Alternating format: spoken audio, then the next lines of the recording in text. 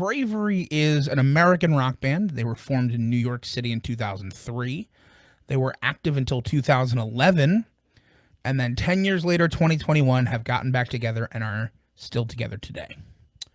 The three albums that we did were 2005's eponymous debut album, The Bravery, so thank you for them. Indeed. We followed that up with 2007's The Sun and the Moon, and then we closed it out with 2009's Stir the Blood. Right. Would you like to go first, Nick? I think you want me to. You seem like you want me to talk. Well, you're welcome to. Okay. I've spoken a lot. The Bravery. First of all, I'll say this is an album that relatively critically successful. It was mostly reviewed pretty well, with one glaring exception, being, of course, our dear friend Robert Christgau, who gave this album like the bomb rating. Saying it rarely merits further thought. Well, maybe this time he meant like it was da bomb. Maybe it's possible that he forgot about all precedent and used it in a positive fashion. So I have, I guess, some musical comparisons when I listen to this record. Sure. It felt a little on the Killers-y side, but maybe like leaning further into electronica than the Killers did, and a little less into alternative rock, even though it was still definitely both. There was one specific song called Swollen Summer that everything about that song screamed Strokes to me. So, particularly the guitar parts, the rhythm guitar and the lead guitar were both, to me, clearly inspired by the Strokes. So it's interesting that we have, a group in the alternative genre around 2005 that is arguably at least partially influenced by probably two of the biggest rock groups of the 2000s that we discussed last season in the Strokes. And I'm going to be honest with you, I don't think this album is as good as either of those two bands. I don't think it really comes close to what either of them did. But it's not bad. It's solid. It was okay to listen to. And, some songs were better than others. But you're losing it. It was fine. Oh, your chameleon cloak is my chameleon cloak, really? That sounds way cooler than blue screen. My chameleon cloak. Yeah, the Bravery. It was fine. It was fine. At the end of the day, that's fine. It was fine. Yeah, listen, I'm not going to say too much different than that. It's too clean. That's basically what it stirs down to. It's too by the book. It's oddly like they're trying to incorporate very predictable progressions. I don't understand what's happening. It's only when we record. Like I've been talking to you for like 40 minutes. I know. Whatever. I don't care. Oh my goodness. I did recognize An Honest Mistake, the opening track, which I thought was their biggest song until Nick and I discussed it, and it's Believe, but which is fine. But for me, it's because of specifically two video games that it was on, Burnout and MVP Baseball 2005. And I specifically remember in MVP Baseball 2005 playing that game, and you could edit like players on the team. And I was young. It was 2005, so I was like 12, 13. Right. And I would just like to make a super team of all like 99 ranked players. So I would just sit there while this song played, because it was one of the ones that played the most, and just be like editing every stat for a player. Like I vividly remember that. Like it's like a core memory. Yeah, it was a fun time. And then I would make a super team, and I would want to go 162-0. Of course, and then as is normal. Right, but then at 12, 13 years old, never played a full season of a baseball game. How could you? So many games. Too many games. Which is why I remember doing this, because then I would inevitably stop playing, and then like 6 months later be like, oh, I'll play that game again. Right. And redo the whole process. To be young. But to go back in time to what this album was, it was okay. It was not as good as its comparisons, as you mentioned. It was very clean. Nothing was bad, but at the same time, nothing musically left me happy. Sure. My Like, lord. sir, are you okay? It's just like there's a tickle. I got like a tickle. It's never going away. But The Sun and the Moon was another album that came out by this band. You're right. And it's not too different. I was interested in the intro, a little 28 seconds from Chopin. That was something a little clever, a little cool. But then it just boiled back down. Like, so this is more indie rock than like the alt rock sound. And it just again feels like they're just living by the mean.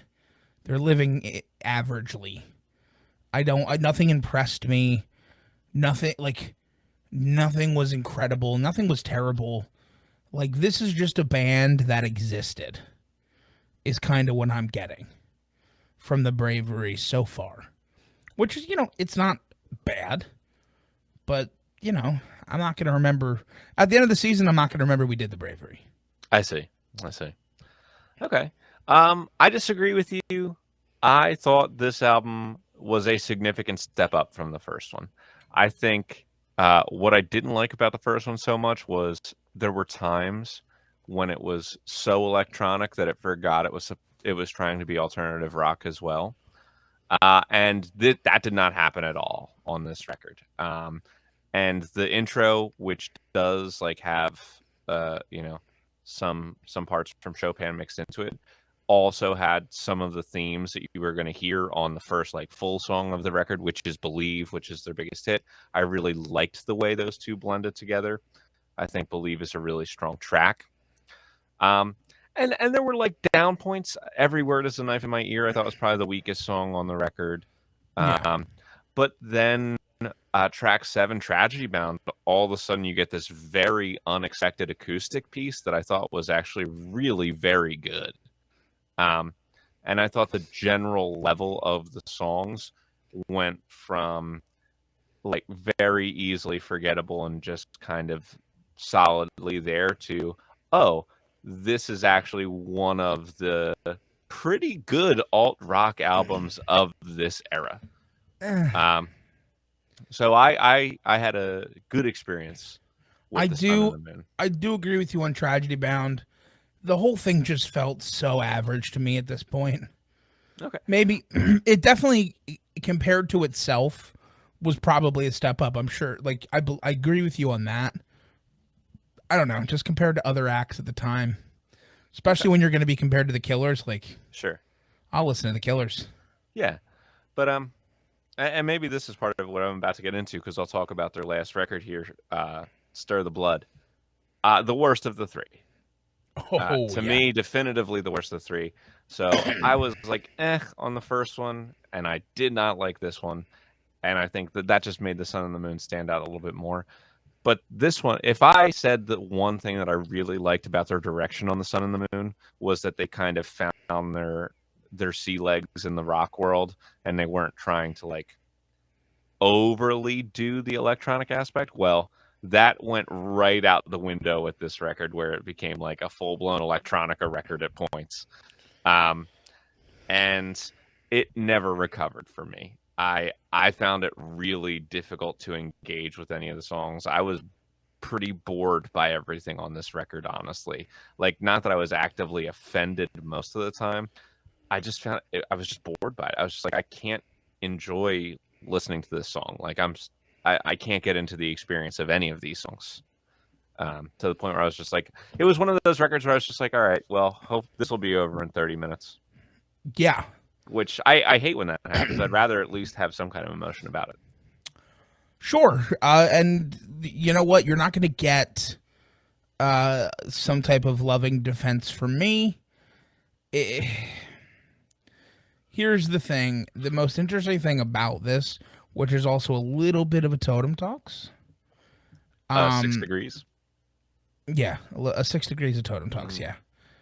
It was so Stir the Blood was recorded at Dreamland Recording, which it was a recording facility in an old 1800s church, Oh which yeah. housed the B-52s as they recorded Love Shack. Right. So that's the best I got.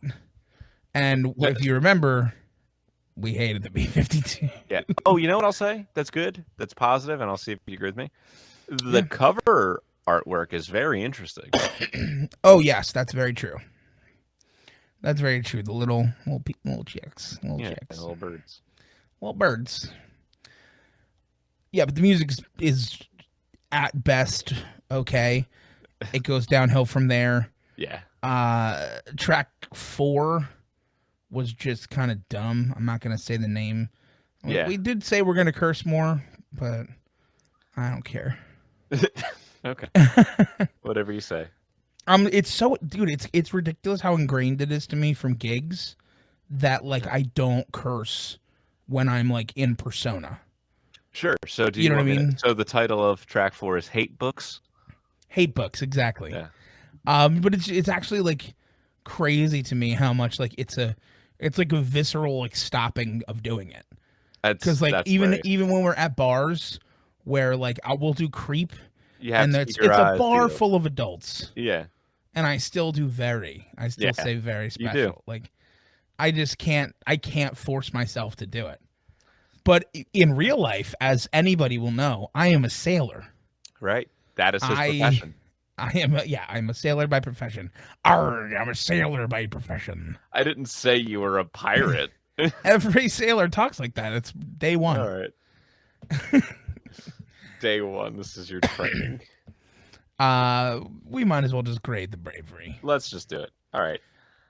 I mean, you knew another song from a video game, so I am open to giving them more than the standard one-hit wonder. But I will say Believe for sure was the one that, like, that's their gold single. I'm going to tell you this, an honest mistake, never charted higher than 97 on the Billboard Hot 100. And it did hit 12 on the alternative radio waves. So I'll give you something. Kitty's with me. I'm talking like a pirate. Anyway. Yeah. Okay, good. But Believe was definitively the hit with the gold record. I am more than happy to give them a 1.1. Done. Okay. So Breath of Work, we covered all 3 of their albums. So that was cool. Yeah. We know everything about it, which they did just recently get back together in 2021. So there might be a 4th album coming in the future. Yeah, there is a chance that there's a 4th album. There's no quality bump. If anything, there could be a quality loss for the 3rd album, but I'm okay not doing that. I'm not going to do it because I like the 2nd one enough where I would just like kind of with the 1st one, I'm just going to, it is what it is. And which would just be then a 2.5. Yeah, they did have 1 British gold and they have 1 gold single, so I'm not going to kill them for sales. I'll just kind of leave it. Yep, 2.5. Instrumental. It's okay. It's okay. Yeah, exactly. Like I think there were times when the guitarist did things that were interesting for sure. Like I would not knock the guitarist and say he was not a solid musician at all. Yeah, I mean Michael Zachrin, he's okay. Yeah. Sam Endicott's a decent singer. Yeah, he's definitely got one of those voices where it's a character voice. And it's so 2000s. It is. Yeah, it does sound stuck in that era. It's so 2000s, that whole vibe. Yeah. Like even like Honest Mistake where he does like, he said, "Don't look at me that way." Like it's totally, and then he's got a little bit of the falsetto. But he's not bad. No. No one else is really jumping out at me. Yep. Yeah. So I mean, I'd be fine putting them right at what a 5 is, which is another 2.5. We don't do that for instrumental, Pat. Nope, I don't care. So I mean, I would be happy to give them the 5. I don't care. And then move on to songwriting. 2.5. Okay. I now hate them. I won't change my score. So now I will change my opinion. I hate them. I understand. No, 5's fine. For songwriting, I don't like. They just weren't the first one to do that. Like I could hear their influences. I don't think the individual compositions were necessarily bad. Most of the time, but sometimes Yeah. they suffered for me. Essentially, like, I'm not too far off from around average. They don't bring anything new to the table, but there were like a few small areas, a few songs where I would kind of nerf them a little bit. They're going Yeah, to be a and little bit under 2.5 for me here, but not like terribly much. there was just things that at best felt okay and at worst felt derivative. Yeah, I'll give them the credit for the albums where at least I could hear the differences between them. Like there was Yeah. definitely something different there, just enough. But I would probably be willing to give them like 2.2. Still take a little bit off. 2.2 is great. And poetic talent, last but not least. Yeah. This one's hard because this felt entirely derivative to me. Okay. Like of the time period, you know, they're alt rock / indie, so like they're writing about like how they're a little misunderstood, and like how love doesn't really work, and like, you know, like we're all human. Like Honest Mistake, like the whole song is basically that. Like, don't look at me that way. It was an honest mistake. Don't look at me that way. It was an honest mistake. Like, that's the whole chorus is just 2 lines. But I do think there were definitely times, particularly on the second record, where I was like, okay, like that's solid. If not groundbreaking, it's at least and interesting. Again, I'm not saying they're like a 1. I'm not ragging them for being bad. Absolutely not. This whole band just screams average to you. Average to me. Yeah, and like, I think that's kind of a fair place for their poetic. Yeah, so right at a 2.5. Yep. Is there X Factor? I told you the only story that could have given them X Factor, which is me playing a video game. Yeah, that's not gonna cut it. So I don't think it is either.